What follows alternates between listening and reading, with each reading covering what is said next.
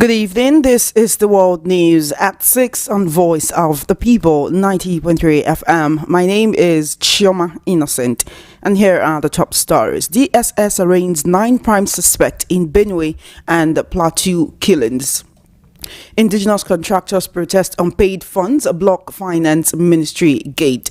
Tiv leader says nothing has changed in Yelwata since President Tinubu's Benue visit. And Lagos belongs to Yorubas. Boala makes U-turn. Details now. Thank you for staying tuned. The Department of State Services DSS has arraigned 9 individuals identified as prime suspects in connection with the recent wave of killings in Benue and the Plateau State. The suspects were arraigned on Wednesday at the Federal High Court in Abuja. The DSS also charged a suspected gun runner arrested with 7 M16 rifles. Haruna Adamu and Mohammed Abdullahi, both from Area LGA in Nasarawa State, are facing a 4-count charge in connection with the killings in Abinsi and Yelwata villages in Guma local government area of Benue State. Both suspects are alleged to have committed the offense on June 13 in collaboration with others who remain at large. 2 other suspects, both from Guma local government area of Benue State, are facing a 3-count charge over alleged reprisal attacks against the initial terror suspects, as well as the destruction of private property that led to the loss of 12 cattle in Ukpam village. Separately, 32-year-old Halima Haliru Umar from Faskari local government area in Katsina is being prosecuted in a 4-count charge for allegedly failing to disclose vital information concerning Alhaji Sani, identified as a suspected gun runner, bandit and kidnapper.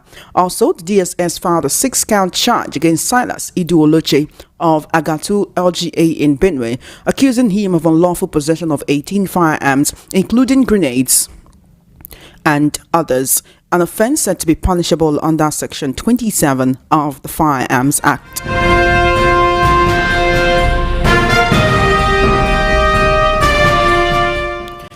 Meanwhile, members of the Indigenous Contractors Association of Nigeria have blocked the entrance to the Ministry of Finance in Abuja, protesting the non-payment of funds for contracts they executed for the federal government. The protesters carried placards with various inscriptions demanding the immediate payment of money owed for completed projects since 2024. The protesters denied members of staff entrance into the ministry, and the minister and his convoy was also not allowed to enter through the main gate.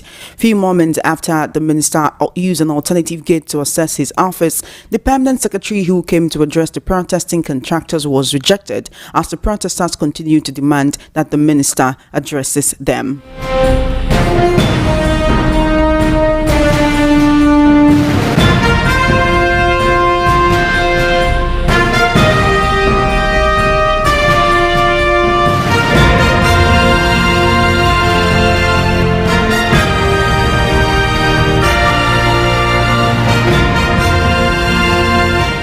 Meanwhile, in a recent development, the president of Mzo UTV UK, Victor Aliva, has stated that no efforts have been made to rebuild the Yelwata community in Benue State following the deadly herdsmen attack in June, which claimed over 200 lives. President Tinubu had visited Benue following renewed killings in the state that left scores dead, several injured, and many others displaced in June. But months after that visit, Aliva insisted that the Yelwata community remains in ruins despite President Tinubu's visit to the state in response to the incident. He noted that he was in Yelwata this past weekend, and it is quite unfortunate that the government has been playing to the gallery and saying things and being political. He noted that nothing has changed as the village remains in ruins. During the president's visit to Yelwata, he added that service chiefs and the Inspector General of Police arrest those behind the dastardly act. A few days after the arrest order, the IGP announced the arrest of 26 persons suspected to be masterminds of the killings in Yelwata. However, Aliva dismissed the reported arrest of the attack masterminds by the police, describing it as a lie. In a recent development, the special advisor to President Bola Tinubu on policy communication, Daniel Bwala, has backtracked on his controversial description of Lagos as a no man's land, a comment that triggered widespread outrage after his Wednesday appearance on a Monitor television program. Bwala, who addressed the backlash on his official X handle, admitted that Lagos is historically and constitutionally the land of the Yoruba people. The legal practitioner also clarified that his words were misinterpreted.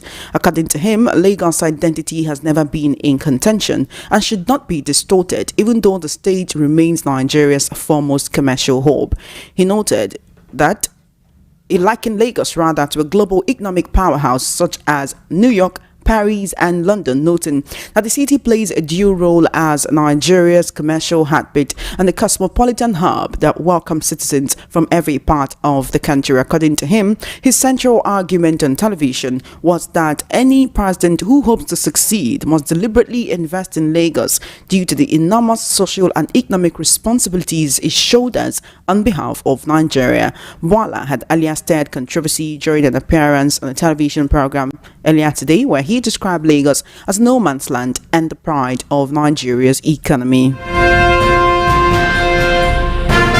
In a recent development, Governor Babajide Sanwo-Olu has announced a 50% reduction in fares on the state's Blue Line rail service for Thursday, September 4, 2025. The governor said the initiative was in celebration of the second anniversary of the Blue Line's commercial operations, which began in September 2023 along the Marina to Mautu corridor. In a statement released today, Governor Sanwo-Olu highlighted the achievement of the project, noting that the Blue Line has safely transported over 5 million passengers without a single accident. He added that the rail service had become a symbol of what could be achieved through dedication and collective effort.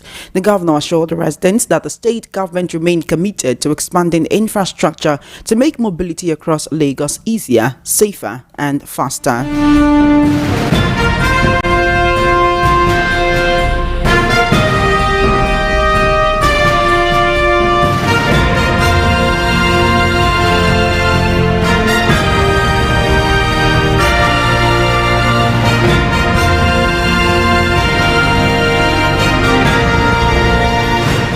You're still listening to the World News at 12 right here on Voice of the World News at 6 rather on Voice of the People 90.3 FM. In a recent development, former presidential candidate Peterobi has called on President Bola Tinubu to ensure that the reported revenue gains being celebrated by the administration translate into tangible improvement in the lives of ordinary Nigerians.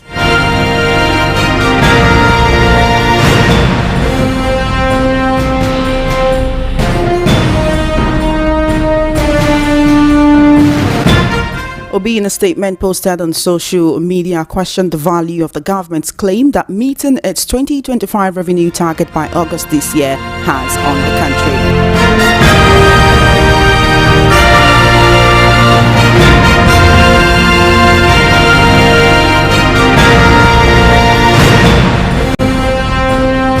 All right, joining me to discuss issues on the World News at 6 this evening, I have legal luminary Barrister Fred Nzako. Barrister, good evening and thank you for joining me. Thank you. Good evening. Thank you so much. Always a pleasure to have you here. Let's quickly talk about this particular issue where indigenous contractors are protesting unpaid funds and they've blocked the gate of the finance ministry. They are holding several banners and placards, and one of them reads, "You cannot grow the economy by starving its builders." What do you make of this protest? Well, this protest has become one too many. Recall that indigenous contractors of FCT had protested some weeks back, and they cried out that they are languishing in poverty on account of failure of the federal government through the FCT ministry to pay them. And then the response from the FCT ministry was that a complete rebuttal and the denial that they were not owing them. It became a very serious, questionable issue. How can people come and claim that they are being owed when the minister himself said he was not owing them? That means somebody is not telling Nigerians the truth. Now, another set of contractors have again protested. And when we talk about the domestic debts of the country, this is what we are talking about when the domestic debt of the country runs into several trillions of naira. And by the time you talk about both domestic and foreign debt, we are looking at so much money that even with the Nigerian government has lost track of the exact amount because the figure keeps changing. But what it simply means is that indigenous contractors are being owed whooping sums of money. And what we expect that the government should do is to look into their plight and then look into their demands. If you don't pay them, how are they going to pay their workers? Because the thing has a multiplier effect. The company, if the company is not paid, the workers, the employees will not be paid. The children of the various employees will not be able to go to school. The rest of the things that the families that are relying on such payment will do, they will not be able to do that. So we're talking about increasing the poverty rate of the country. This is part of it. And when a government wants to reduce such challenges, the government will budget money and pay the contractors. But one of the ways, don't forget that government is the biggest spender in any economy. And one of the ways to reflect the economy is to ensure that the contractors are paid. Because when the capital expenditure of government is not implemented, because the government, when we talk about that the capital expenditure of the government is implemented less than 30%, they are more interested in the recurrent expenses, which is the one that goes to funnel and fund their lifestyle that really does not have any bearing indirectly to the rest of the people in the country. It is when you spend money under the capital budget that you see the effect in the economic reflation. And that is what we are now seeing when contractors are protesting. So government should go and pay them and stop living in denial, because they cannot be protesting if they are not paid. Or if they are not owed. Why they should be protesting? Well, they can't be protesting if they are not owed, truly. Because of our time, let's quickly look at another issue. Peterobi has tackled President Tinubu, saying that he should show Nigerians the gains of the acclaimed rising revenues. It's not about giving press releases or talking to the press and telling Nigerians that, look, we've met all our revenues, there will be no more local borrowing. What about international borrowing? What about borrowing from other countries, right? Recently, recently, and even today, many Nigerians are hearing that starting from January 2026, they will have to pay a 5% tax when they buy petrol for up to 10,000 naira. So if on one hand, the president is telling Nigerians that he's doing things to make life better, but on the other hand, Nigerians are seeing themselves as being pressed down and shaken together on every side. Would you say Obi is correct? I just wish that Nigerians understand and demarcate propaganda from the reality. I just wish that some other Nigerians who are being paid to continue to mount this propaganda will have a change of heart and be born again. And at least for once tell Nigerians the truth. Nigerian economy is not doing well. It is very simple. Government will continue to deny. Yes, more money is being made because there is no payment of subsidy. So said the government. More money is being made because they keep borrowing money from all parts of the world, increasing our foreign debt. More money is being made because they are not paying local contractors. Where is all the money? Every now and then, and every month, they declare amount of money to be shared by the Federation Account Allocation Committee. It runs into sometimes 1.3, sometimes 2.1 trillion. And at the end of the day, the federal government will begin to praise itself that it is putting more money into the hands of state governors and the local government chairmen, and asking the people to go and hold their governors and their chairmen accountable. Yes, I agree that the governors and the chairmen should be held accountable, because to whom much is given, much is desired. But the policy makers at the national level are the federal government. So if the federal government policy does not encourage anything, it will not work. If the federal government policy does not reflect the economy, it will not work. So living in denial and continue to say that the economy is doing well, when in actual fact, they do not tell a blind person that there is salt in the soup, because the taste of the pudding is in the eating. You don't tell Nigerians that the economy is doing well when their life is getting down every day, when everything, their per capita income, their disposable income, their capacity to spend and everything that has to do with the welfare of the people is continuously sliding downwards. By word of mouth, you keep telling them that their life is good. How do you think that Nigerians will believe this government? And it does not lie only in the mouth of Mr. Peterobi to say it. He's only saying it because, as a leader, he wants to point out the flaws in the ruling government, so that they will sit up and do what is right for the people. Now, by the time he now says it, the several media urchins, sorry to use that word, but that is what they are, will now begin to unleash their scandalous insult on a noble man who means well for the people. It is the duty of the government to lead because they have the mandate. Where they fail to lead well or to govern appropriately, we as the citizens have a duty to point out to them that there are flaws in one or two locations. You talked about media urchins. In the management of the economy. You talked about media urchins, although one could say that your choice of words, well, maybe you could put it in another way. But the national coordinator of the Obedient Movement, Yunus Atanko, has come out to say that this present administration and other opposition figures are paying other Nigerians to spread propaganda against Peterobi. I was talking with an analyst earlier today who said that there is a difference between the politics that the rest of the world practices and the Nigerian politics. And the reason why we put the Nigerian before the politics, what qualifies it as Nigerian politics, is that it is that of mudslinging, it is that of propaganda, it is that of lying, and it is this dirty politics that Nigerians are used to. Is that really how it should be? In a minute, so we can talk about insecurity. That's how it should be, and that is why it is not. That's how it should be. Opposition spreading false and fake information about and not someone else. Anybody who spreads fake information, knowing too fully that the information was fake, anybody who propagates what is not true just because he wants to achieve political score, can at best be called a media urchin. It is not an insult. It is a statement of fact that people are paid to insult those who hold different opinions from that of the government. People are also paid to continue to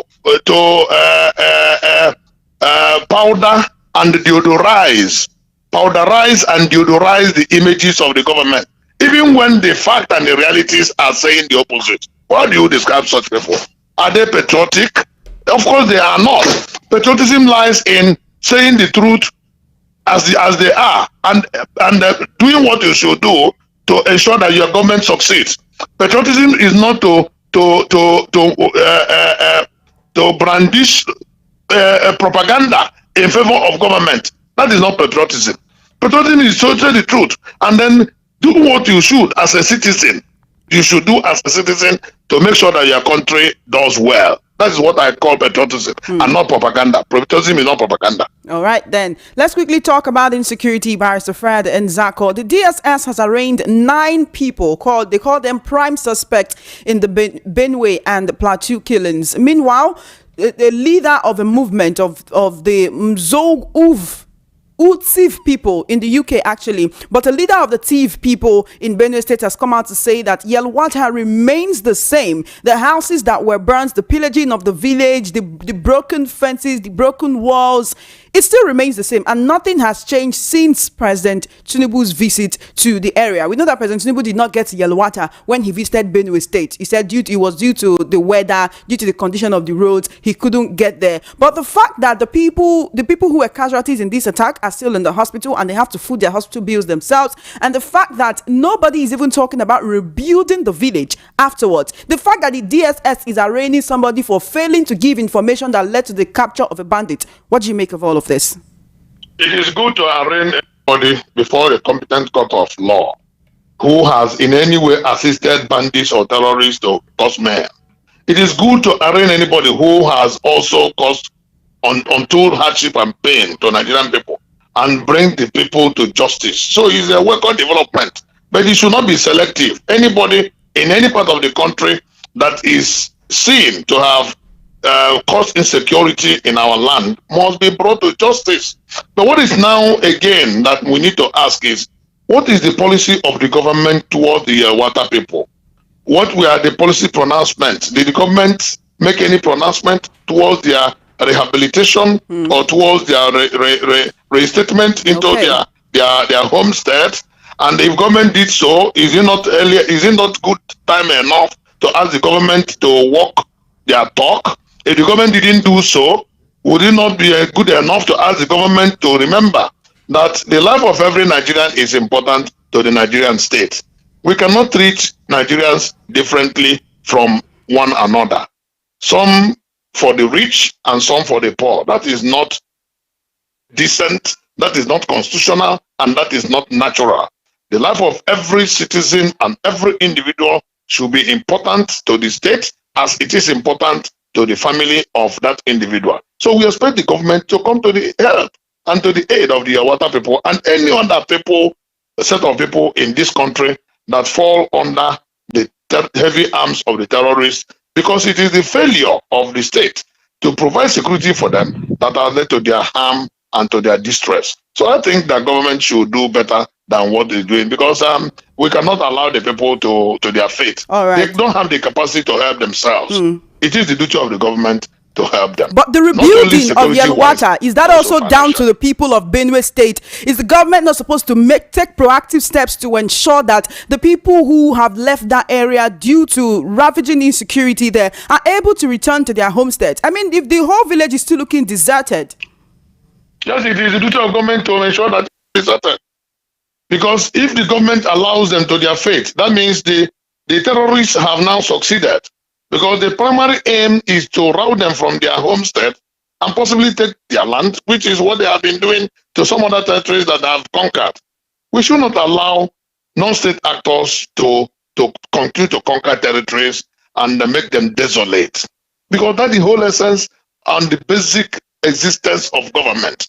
Government is there for the protection of life and property of the people. That is the number one, primary, and the basic fundamental responsibility of any government, especially in the modern era.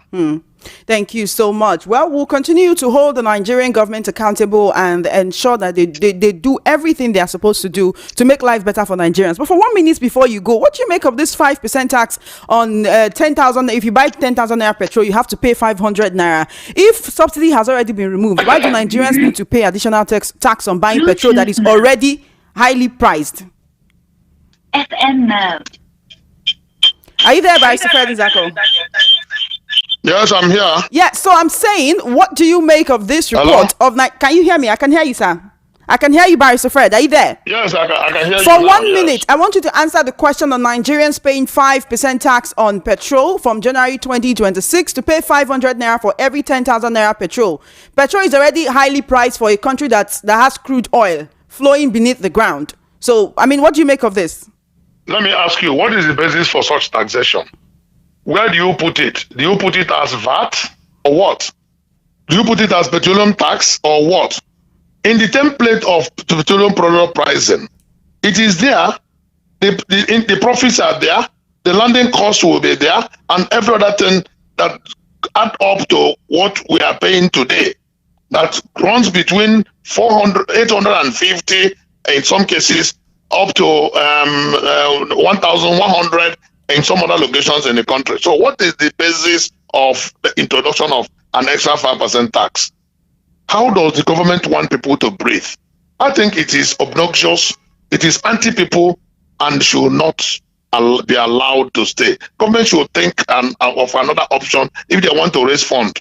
Because I mean, if the government introduces such tax, it must and should be resisted by not only the labor unions or by other organized labor and organized private sector, but by every Nigerian, because it has no place in the pricing structure and the pricing template of petroleum products. Otherwise, the government should come clean on it. I think it is a policy that it is anti-people and should not be allowed. Barrister Fred Nzako, thank you so much. You've been amazing as usual. I do appreciate you. Honestly, thank you for showing up. Thank you so much. Many thanks. Enjoy the rest of your day. You have been listening to the World News at 6 right here on Voice of the People 90.3 FM. Let's now take the news from our sister station in the capital city, Voice of the People 96.1 FM, Abuja. Thanks for staying with us. These are the latest developments in the nation's capital. I am Kamyang John. Federal Capital Territory Minister Nyesom Wike has paid a condolence visit to the family of the late FCTA Head of Service, Grace Adayilo, who passed away on the 1st of September 2025. In an emotional atmosphere, Minister Wike expressed deep shock, saying he had no prior knowledge of any illness. He described Adayilo as a committed and trustworthy public servant, a true Christian, and a woman who could be relied upon. Wike recalled how he personally recommended an extension of her tenure to the president due to her outstanding performance, but sadly, her service was cut short by death. Addressing the grieving family, the minister emphasized the unpredictability of life and assured them of the FCT administration's continued support. He pledged to cover all burial expenses and offered immediate employment to her children if needed. In another development, the Nigerian Hydrological Service Agency has issued a flood alert across 29 states and the Federal Capital Territory. The agency warns that over 600 communities and 107 local government areas are at high risk of flooding until mid-September. States affected include Lagos, Kogi, Rivers, Anambra, Borno, and the FCT. Director General of the agency, Umar Mohammed, says the alert is based on real-time data and satellite mapping under the 2025 annual flood outlook. Critical infrastructure, roads, farmlands, and water sources could be severely impacted. Riverine and low-lying communities are urged to prepare for possible evacuations. The agency is calling on all levels of government and disaster agencies to activate emergency response plans immediately.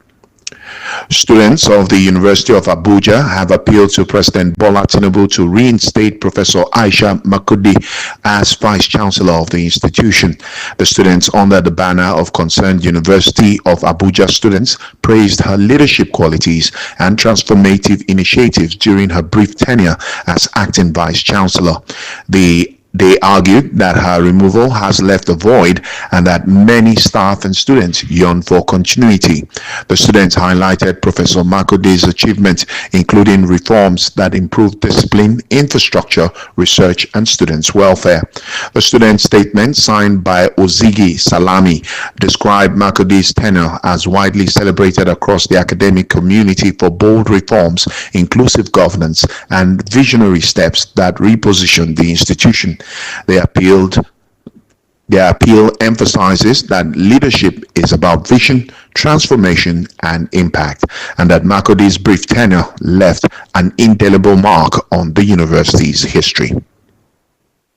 Those are the stories here in the nation's capital.